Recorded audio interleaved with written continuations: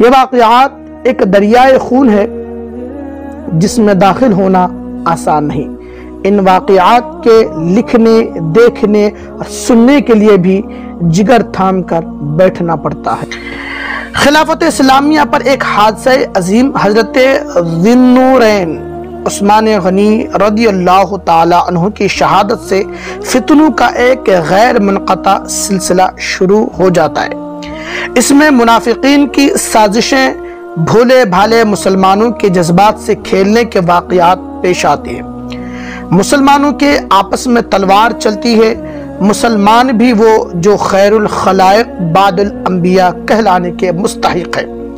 خلافت کا سلسلہ جب امیر معاویہ رضی اللہ تعالی عنہ پر پہنچتا ہے تو حکومت میں خلافت راشدہ کا وہ مثالی رنگ نہیں رہتا جو خلفائے راشدین کی حکومتوں کو حاصل تھا۔ معاویہ رضی اللہ تعالی عنہ کو مشورہ دیا جاتا ہے کہ زمانہ سخت فتنہ کا ہے، آپ اپنے بعد کے لیے کوئی ایسا انتظام کریں کہ مسلمانوں میں پھر تلوار نہ نکلے اور خلافت اسلامیہ پارا پارا ہونے سے بچ جائے۔ حالات یہاں تک کوئی نامعقول یا غیر شرعی بات بھی نہ تھی، لیکن اس کے ساتھ ہی آپ کے بیٹے یزید کا نام ما بعد کی خلافت کے لیے پیش کیا جاتا ہے۔ کوفہ سے 40 مسلمان آتے ہیں یا بھیجے جاتے ہیں، حضرت معاویہ رضی اللہ تعالی عنہ سے اس کی درخواست کریں کہ آپ کے بعد آپ کے بیٹے یزید سے زیادہ کوئی قابل اور ملکی سیاست کا ماہر نظر نہیں آتا، اس کے لیے بیعت خلافت لی جائے۔ حضرت امیر معاویہ رضی اللہ تعالی عنہ کو شروع میں کچھ تعامل بھی ہوتا ہے، اپنے مخصوصین سے مشورہ کرتے ہیں، ان میں اختلاف ہوتا ہے، کوئی موافقت میں رائے دیتا ہے، کوئی مخالفت میں۔ یزید کا فسق و فجور ابھی اس وقت تک کھلا نہیں تھا۔ بالآخر بیعت یزید کا قصد کر لیا جاتا ہے۔ شام و عراق میں معلوم نہیں کس کس طرح لوگوں نے یزید کے لیے بیعت کا چرچا کیا اور یہ شہرت دی گئی کہ شام و عراق، کوفہ و بصرہ یزید کی بیعت پر متفق ہو گئے۔ اب حجاز کی طرف رخ کیا گیا۔ حضرت امیر معاویہ رضی اللہ تعالی عنہ کی طرف سے امیر مکہ و مدینہ کو اس کام کے لیے مامور کیا گیا۔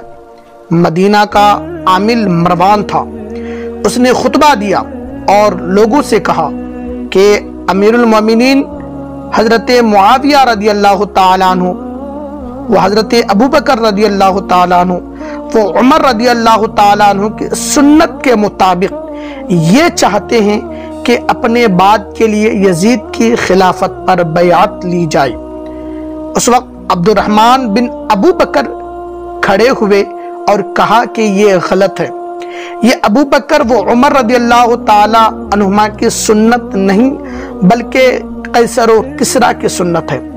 ابو بکر و عمر رضی اللہ تعالی عنہم نے خلافت اپنی اولادوں میں منتقل نہیں کی اور نہ اپنے کنبہ ورشتہ میں۔ حجاز کی عام مسلمانوں کی نظریں اہل بیت اطہار پر لگی ہوئی تھی، خصوصاً حضرت حسین بن علی رضی اللہ تعالی عنہ پر، جن کو وہ بجا طور پر حضرت امیر معاویہ رضی اللہ تعالی عنہ کے بعد مستحق خلافت سمجھتے تھے۔ وہ اس میں حضرت حسین رضی اللہ تعالی عنہ، وہ حضرت عبداللہ بن عمر رضی اللہ تعالی عنہ، وہ حضرت عبد الرحمن بن ابی بکر رضی اللہ تعالی عنہ، وہ حضرت عبداللہ بن زبیر رضی اللہ تعالی عنہ، وہ حضرت عبداللہ ابن عباس رضی اللہ تعالی عنہ کی رائے کی منتظر تھے کہ وہ کیا کرتے ہیں۔ ان حضرات کے سامنے اول تو کتاب و سنت کا یہ اصول تھا کہ خلافت اسلامیہ خلافت نبوت ہے، اس میں وراثت کا کچھ کام نہیں کہ باپ کے بعد بیٹا خلیفہ ہو، بلکہ ضروری یہ ہے کہ آزادانہ انتخاب سے خلیفہ کا تقرر کیا جائے۔ دوسری، ان کی نگاہ میں یزید کے ذاتی حالات بھی اس کی اجازت نہ دیتے تھے کہ اس کو تمام ممالک اسلامیہ کا خلیفہ مان لیا جائے۔ ان حضرات نے اس تجویز کی مخالفت کی اور ان میں سے اکثر آخر دم تک مخالفت پر ہی رہے۔ اسی حق گوئی اور حمایت حق کے نتیجہ میں مکہ و مدینہ میں دار و رسن اور کوفہ و کربلا میں قتل عام کے واقعات پیش آئے۔ حضرت امیر معاویہ رضی اللہ تعالی عنہ نے خود سن 51 ہجری میں حجاز کا سفر کیا، مدینہ طیبہ تشریف لائے۔ ان سب حضرات سے نرم و گرم گفتگو ہوئی، سب نے کھلے طور پر مخالفت کی۔ حضرت امیر معاویہ رضی اللہ تعالی عنہ حضرت عائشہ صدیقہ رضی اللہ تعالی عنہا کے پاس تشریف لے گئے اور ان سے یہ شکایت کی کہ یہ حضرات میری مخالفت کرتے ہیں۔ ام المؤمنین نے ان کو نصیحت کی کہ میں نے سنا ہے کہ آپ ان پر جبر کرتے ہیں اور قتل کی دھمکی دیتے ہیں، آپ کو ہرگز ایسا نہ کرنا چاہیے۔ حضرت معاویہ رضی اللہ تعالی عنہ نے فرمایا کہ یہ غلط ہے، وہ حضرات میرے نزدیک واجب الاحترام ہے، میں ایسا نہیں کر سکتا، لیکن بات یہ ہے کہ شام و عراق اور عام اسلامی شہروں کے باشندے یزید کی بیعت پر متفق ہو چکے ہیں، بیعت خلافت مکمل ہو چکی ہے، اب یہ چند حضرات مخالفت کر رہے ہیں۔ اب آپ ہی بتلائیے کہ مسلمانوں کا کلمہ ایک شخص پر متفق ہو چکا ہے اور ایک بیعت مکمل ہو چکی ہے، کیا میں اس بیعت کو مکمل ہونے کے بعد توڑ دوں؟ ام المؤمنین حضرت عائشہ صدیقہ رضی اللہ تعالی عنہا نے فرمایا، یہ تو آپ کی رائے ہے، آپ جانیں، لیکن میں یہ کہتی ہوں کہ ان حضرات پر تشدد نہ کیجیے، احترام و محبت کے ساتھ ان سے گفتگو کیجیے۔ حضرت امیر معاویہ رضی اللہ تعالی عنہ نے ان سے وعدہ کیا کہ میں ایسا ہی کروں گا۔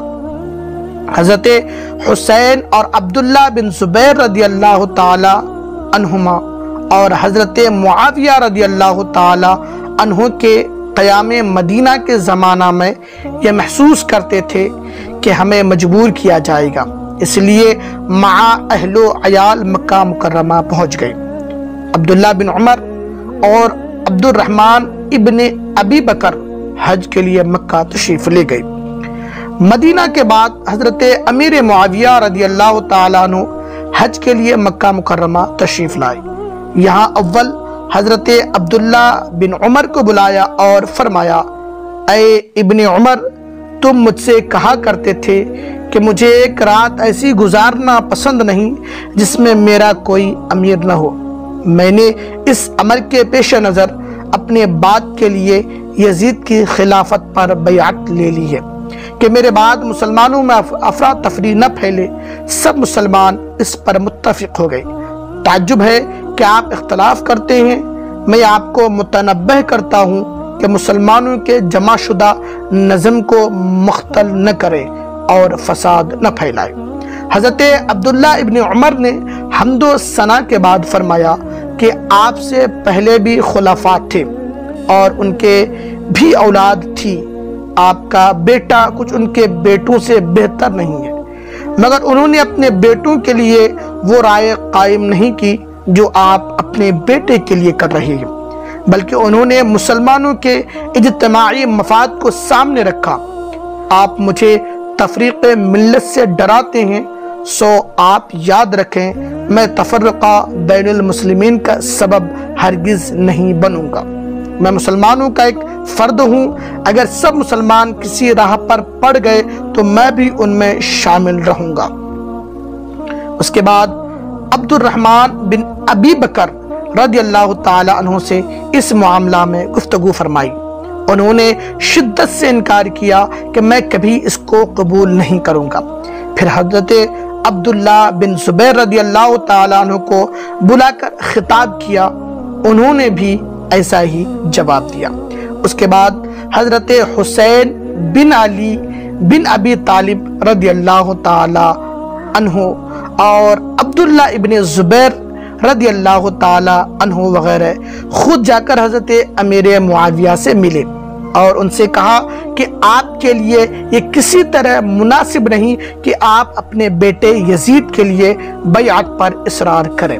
ہم آپ کے سامنے 3 صورتیں رکھتے ہیں۔ نمبر 1، آپ وہ کام کریں جو رسول اللہ صلی اللہ تعالی علیہ وسلم نے کیا کہ اپنے بعد کے لیے کسی کو متعین نہیں فرمایا بلکہ مسلمانوں کی رائے عامہ پر چھوڑ دیا۔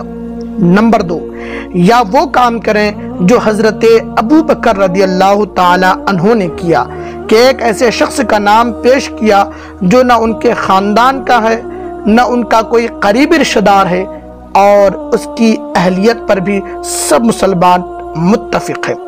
یا وہ صورت اختیار کریں جو حضرت عمر رضی اللہ تعالی عنہ کی کہ اپنے بعد کا معاملہ 6 آدمیوں پر دائر کر دیا۔ اس کے سوا ہم کوئی چوتھی صورت نہیں سمجھتے، نہ قبول کرنے کے لیے تیار ہیں، مگر حضرت امیر معاویہ رضی اللہ تعالی عنہ کو اپنی اس رائے پر اصرار رہا کہ اب تو یزید کے ہاتھ پر بیعت مکمل ہو چکی ہے، اس کی مخالفت آپ لوگوں کو جائز نہیں۔ حضرت امیر معاویہ رضی اللہ تعالی عنہ کی زندگی میں تو یہ معاملہ یہیں تک رہا۔ شام و عراق کے تو عام لوگوں نے یزید کی بیعت کو قبول کر لیا، اور دوسرے حضرات نے جب یہ دیکھا کہ یزید پر مسلمانوں کی بڑی تعداد مجتمع ہو گئی تو بحالت مجبوری انہوں نے بھی مسلمانوں کو انتشار اور تفرقہ سے بچانے کے لیے اس کی بیعت قبول کر لی، مگر اہل مدینہ اور خصوصاً حضرت حسین رضی اللہ تعالی عنہ اور حضرت عبداللہ بن عمر رضی اللہ تعالی عنہ اور حضرت عبداللہ بن زبیر رضی اللہ تعالی عنہ بیعت یزید سے انکار پر ثابت قدم رہے اور کسی کی پرواہ کیے بغیر حق بات کا اعلان کرتے رہے کہ یزید ہرگز اس قابل نہیں کہ اس کو خلیفۃ المسلمین بنایا جائے، یہاں تک کہ حضرت امیر معاویہ رضی اللہ تعالی عنہ کی وفات ہو گئی اور یزید بن معاویہ ان کی جگہ لے لی۔